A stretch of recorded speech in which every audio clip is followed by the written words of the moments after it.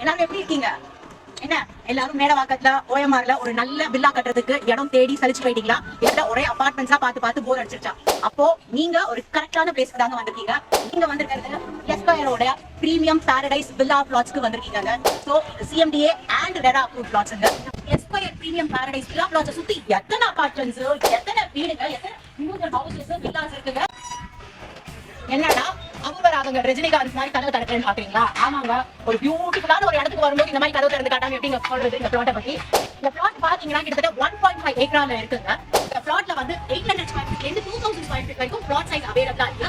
இந்த சைடு ஃபுல்லா பாத்தீங்கன்னா 900 ஸ்கொயர் ஃபீட்ல தாங்க பிளாட்டோட லேஅவுட் இருக்கு. இந்த பக்கம் பாத்தீங்கன்னா 1300 லெவல்.